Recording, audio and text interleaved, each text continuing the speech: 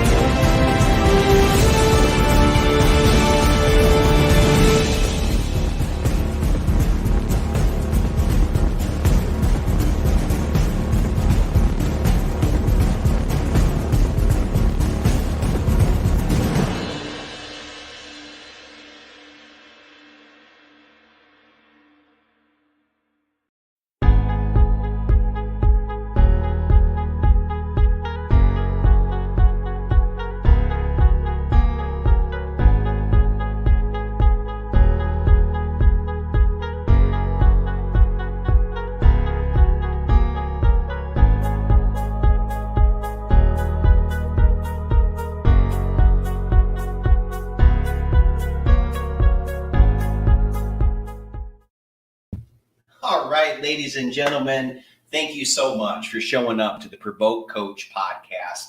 I'm your host, Clinton Mansfield, yes, aka the Provoke Coach, and really I'm here to kind of stretch those tentacles. I really originally had thought about this podcast to really help connect people and to really spread this message of success. And really our reach as individuals are only so far. It's the people that we come into contact with that maybe have had a little bit of influence on us that helps us spread those tentacles and spread those provoking stories. So I have with me a special guest, somebody that we connected with in business. And I got to tell you, this woman's passion for her work is truly an art, what she does. And I got to just tell you, I'm excited to have her. Miss Thais, thank you so much for Thank you so much. What a sweet introduction there. Thank you so much, guys. A pleasure to be here and talking with your audience and be part of your podcast and help inspire more people around there, right? So that's all we're about here. It was so funny the other day. I was thinking about really kind of the first couple of times that you and I interacted together, in the fitness industry. And I could just see this, just this powerful person. And I just gravitated, of course, I picked up immediately that you had this accent. And of course, it was Portuguese. And, my wife's Portuguese. So we connected right away. But, really, we just have this awesome love and passion. So I really want you to explain to people what you do like current day now, because not everybody that follows me follows you and vice versa. So, who is Thais? So I'm a personal trainer, I'm a motivator, I'm a fitness coach, and I like to describe myself as somebody that just I like to inspire by living by example. So I really came to like fitness came to my life in a huge moment for me. Like I was living in Boston at the time, and I came to America, chasing the American dream. So I gained 50 pounds on that process, just like changing my lifestyle at the time. And then I like to say that fitness found me and helped me and actually rescue me for that life. And then I'm so grateful to be introduced to this life. And then later on, I was able to become that in my career. And from there, helping many, many other people achieve what I like to say that was one of the biggest achievements in my life, which is, live a healthier life through fitness and to do and teaching people that is very important to me. And look, you're just not a regular personal trainer, though. Let's dig a little bit deeper into that. Like, you are a peak performance coach, right? If physically, you're getting into more of the mental game, I know now, but you have some very unique skill sets that the average everyday people use. I know you're golf certified. I don't know what that certification, all that is in detail. I know a little bit about it, but why don't you tell everybody that's listening, like, professionally, what type of certifications and accreditations do you have? So yeah, like for me now, it's like I love movement. Movement, it's drives me, Yeah. and I've been married to a golfer, so that's a big part of why I gravitated to that sport specifically.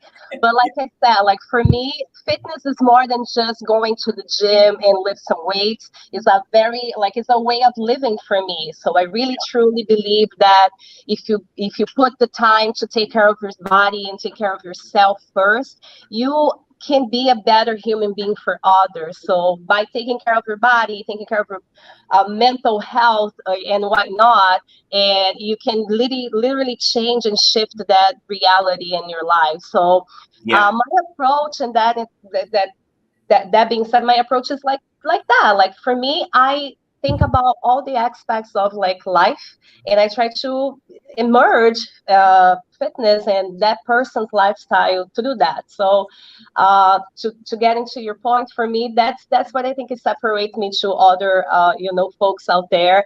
Like you said, I'm very passionate about things. So when I get into it, when I'm working with a client, I really trying to it's a transfer of energy. So I try to really, you feed off to each other's energy. So a lot of people tell me like, your energy is so crazy. And then I have so much of it. So I think that's a pretty big part of what I do too, is to just have the ability to transfer that energy, that passion, that, just loving for life that I have to my clients and the people that work with me. So talk to me, I guess, about, being certified to be, it's TPI certified? Yes. So that allows me, like, I always have, like, as a personal trainer, you always think about that as a sport, or like I always have this passion to work with athletes. And then TPI is a certification that golfers, it is a Titleist Performing Institute. So they really do the assessments for the players and make the players be better by working with them with flexibility, mobility, and balance. It's just the foundation of what they need to get better on that sport. So that's my specialty for that part.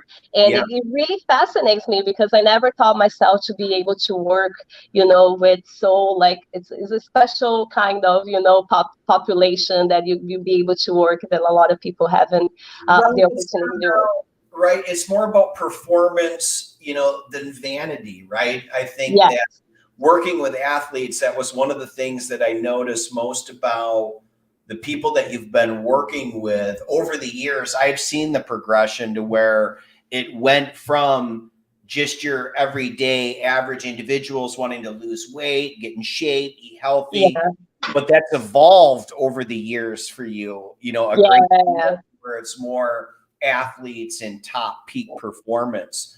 What's it like working with the golfing community? I mean, Oh, it can be really challenging. There are very specific great. goals, like I can tell you that. But it's a great thing because it challenges me to be a better professional, because I have to go above and beyond my specialties, because like I have the language barrier too, so I have to. But I'm very lucky that my husband is, a great player, and he helped me so much with like understanding not only the game but the movements. And but yeah, it's very challenging, but I like it. I like challenges. I like to be, like you said, your podcast says provoke, so I have to be like on that point. And then now I feel like it's really, really challenging, but it's very rewarding when you're working with somebody, and they get better too. Like it doesn't matter, the age, but when you put the work on, when you do the assessment and you do the program and you follow through and you see that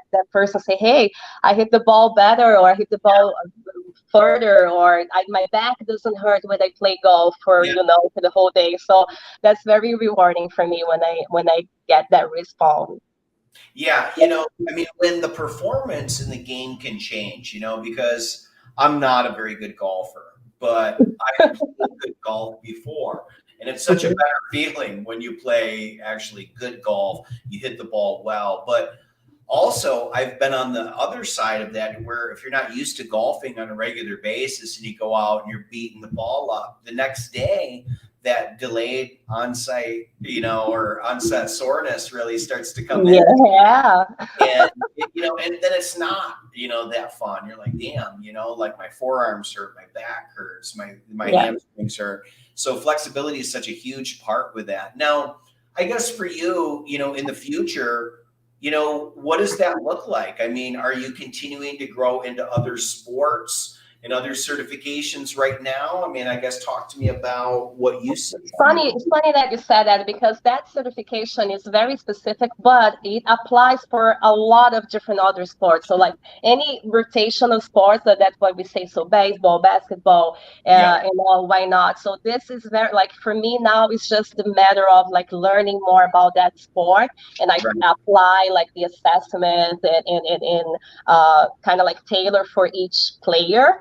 Yeah. But my intention with that is always evolving with the certifications. For example, now I finished the level 1, and then level 2 is about power. So it's a different story about like how to generate power from the ground up and different stuff. So I am fascinated about that too. So that's my goal, to be progressing. But I literally wanted to give back, in a sense. Like I would love to go back to Brazil and kind of like get some academy or something like that. I can give it back to the community and teach those kids in early ages, because let's be honest, for me, like, for being a female from another country, I never got exposed to the sport. So it's kind of like, what is this, like, what's happening? So it's so much possibilities out there. So if I can be that person to bring something to my country and contribute to those young kids, and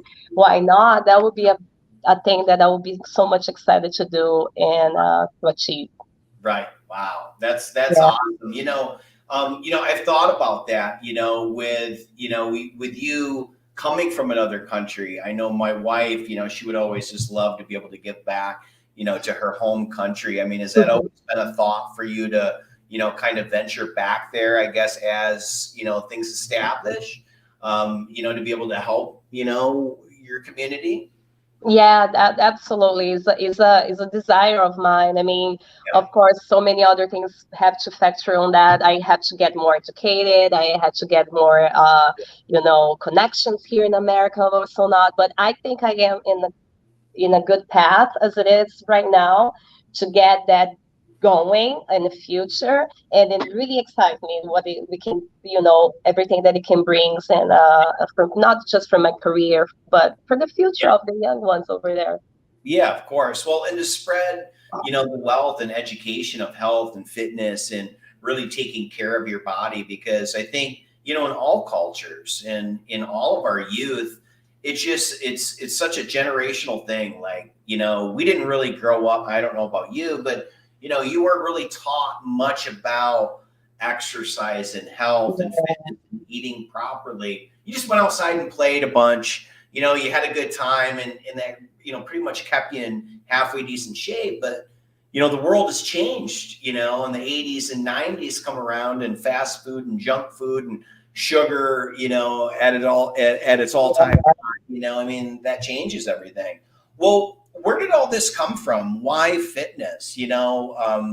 Let's talk about that for a second. Like it's funny because I've been asked a lot about, like, you always been athletic. You play track and field when I was young. I was like, literally, I never stepped in the gym since I got here in America. Never ever. And it's so funny that you said that we were never taught to be fit or to take care of our bodies. I never grew up on that mentality. In fact, all my family is unfortunately overweight, or we have all those problems like blood pressure and all that. But coming to America actually made me realize how different my culture was from the reality that I was living in the moment, because I was living in Boston, so the cold factor was there, so I didn't want to go anywhere. It was so cold, and then I wasn't as active, and then on top of that, the diet factor really plays a huge role in my like my gain weight, or in my down the road, let's say it that way. But so that's why I decided I felt like I had no choice. Like I hit rock bottom, like, and you look in the mirror, nothing fits. Like my jeans were not fitting anymore. I didn't have no clothes to wear. And then you're like, wow, 50 pounds in 8 months. It's a big change.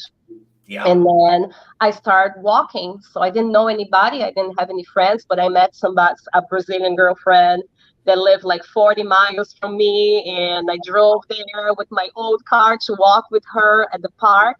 And that's how it started. So, and it's funny because I was just thinking about that this previous week. Like a lot of us, we want to be perfect. We want the perfect diet, the perfect routine, the perfect this, the perfect that. But in reality, like just started. Like I just went to go walk for like an hour every day. Yeah. Go walk. That's all you need. Yeah. And then I lost a couple pounds. And then after that, it was like, okay, let's get into the gym. So remember like bodybuilding.com? That's how I started. Yeah. I downloaded that app, and then I was doing the workouts. I didn't know nothing that I was doing, okay? But it worked. And then after that, I lost like a couple more pounds, and then things started to be like a little bit more serious. I was like, oh, I can do that. So I decided I don't know how and from where, something popped up in my head. It was like, I'm going to compete at bodybuilding. And that's what I did. I went to a show. I watched a show. It was like November, Jay Cutler in Boston. Yeah. And after I watched that show, I was literally obsessed about everything fitness. Found myself coaches. So I always like to say that it's very important for people like to have a support system. Yeah. Sometimes you think that we can do everything by ourselves, but it's okay to have a support system. It's okay to reach out. Yeah. Exactly. Like every coach needs a coach. Even a coach needs a coach. So I got myself some coaches, and then 4 months later, I was at stage. I got second place on that show. And then I never stopped since then. So that's my little story. How many times have you competed?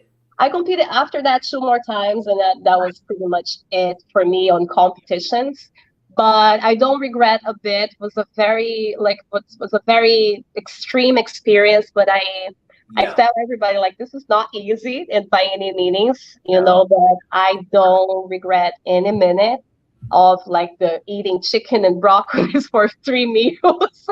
Yeah, exactly. And doing cardio for 1 hour for every day, but it's worth it, and I'm so grateful that happens to me. And that now I can be a testimonial that I can tell that anybody can do anything. So if I can do it, and I know myself, I know anybody out there can do it. It just needs to be strong mindset, have a support system, and be consistent, and you can get anywhere you want.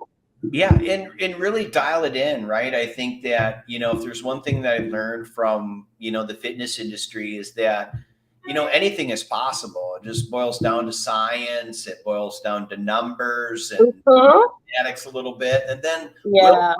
you got to be willing to do things, right? Like you Yes. took it to an extreme. You looked fantastic, of Thank you course. so much. Yeah, I mean, you crushed it. I mean, you definitely placed and in the whole 9 yards, but that's tough to do. And people Yeah. don't get that. I mean, they've never competed and brought themselves to an ultimate level of Yeah. physical fitness, it's really hard to do that. So I guess for you now that you've had that experience, you've been able to keep in really, really good shape, even since, the competitions, I mean, for you, what is the secret for maintaining such a good physical fitness I just don't stop.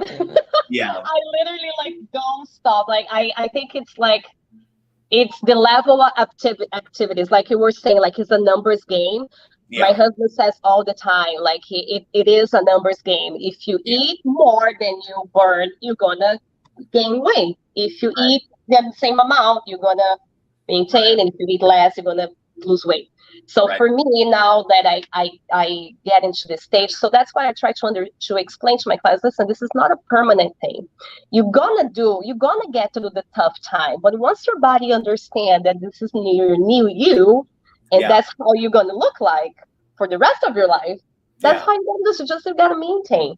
yeah, So for me now, it's like I like to eat. I don't lie to anybody. Like I eat all day long if I have to. yeah, But I think my secret is to be in a very high protein caloric diet first yeah, and foremost, and have a good amount of activity throughout my day. So I don't have less than 10,000 steps in a bad day. So, exactly, and it's pretty much it. So if you have yeah, like a office job, just get up, sit, like go walk. If you are in a conference call, Zoom calls, go walk, get up, move your body. That's the secret, at yeah. least for me. And it been worked for 7 years. So Well, and it's funny that you say that because, I think a lot of times people overthink what mhm.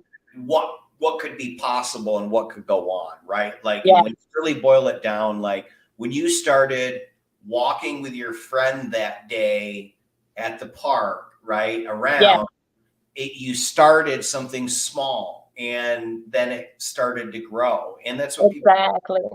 it's the long version. Now, I guess for you, and we'll kind of wrap this up with Mhm. really some advice that you would have for the people that are listening or even watching, now or even later. What's the best piece of advice that you have? And I guess, whether that is a golfer, that is really trying to improve their game and their performance, or it is that person that maybe isn't feeling real good about themselves right now and they want to be better. What advice do you have for those people? So that's very funny that you asked me that, because I've been thinking about that very much lately. And especially now with everything that is working, like, happening in the world, like can't say enough of, what's happening. But I believe that start with actions that you can actually commit to. So again, thinking about that big goal or that like perfect thing. No, like if all you got is 10 minutes a day. So let's say you wake up 10 minutes before your alarm to stretch Yeah. 3 times a week, and do that for a month. And then instead of taking things away, try to add things that is going to be realistic on your routine. It's been working very well for me. So for example, I don't have time to do cardio every day, but I really commit to do more mobility in my life because I need to. So what I've been telling myself is take the time, 10 minutes. Maybe it's between clients, maybe it's first thing in the morning, but consistency is the key. Yeah. And just enjoy what you do. So sometimes we also see all those Instagram like workouts. I'm gonna do them all. Like, no, just pick one thing that you like to do and Yeah. just do them well, do them good, and Right. keep going, and just enjoy the now, guys, because like I said, like I have the opportunity to have my mom here for a couple months from Brazil, and it really opened up my eyes. Like the moment that you have right now, it is the only moment you have. So enjoy it right now, have fun, don't take things so serious, and try to have as much fun as you can now in the moment. And I like what you said, like, don't take things away, just add things that are going to be positive, right? Because I think that's powerful for people to understand, because when they think of dieting and when they think of working out and they think of taking care of themselves, what are they thinking? They're thinking no more pizza, no more beer, no more wine, no more laying around and scrolling through social media. Like, I get it. Like, forget about all that. Like, and that's such a great point that you made. I love that. Just add all the positive things and then see what happens, right? Exactly. And for the golfers, if you need any help with mobility, I'm here. I'm the answer. I guess, please, where can people find you? Are you more on Facebook? Are you more on Instagram? On Instagram, Glysson Fit. That's my official Instagram. I like to connect with people through there because I do a lot of all my workouts. I like to post, like you already know that. So I think it's a better way to educate people and have that one-on-one conversation. I think it's important. Like somebody text something on my video, and then I can respond that. The same response can be for other people over there that has the same questions. So I think it's a good, very, very good avenue. I'm local, so I'm in South Florida. I'm here from Boca Raton to Jupiter, that little area here. I am in Palm Beach Island area. But I also do a lot of online education. So if you need any sessions online through Zoom, we can do also that way. And I need to get you to do your TPI assessment, mister, so you can see how your body's moving. That way I can see how horrible I am at my golf swing. My God. Right? See where we can improve, for real. So we can do that. We need to schedule that. And of course, for your audience, if you need anything, please, more than happy to help you guys with any questions you might have about anything. I'm going to have you hang around, just for a second here, hang around in the studio. We'll chat here in a second. We'll let everybody else go. Look, ladies and gentlemen, you know how I roll. If you like this episode, go ahead and share, comment, post, whatever it is you do, but please leave a review. That's how we kind of move up through the charts. That's how we move the algorithm. That's how we actually help provoke positive change in people's lives. So as always, provoke positive change in you and your peak performance. We'll talk soon. Thank you.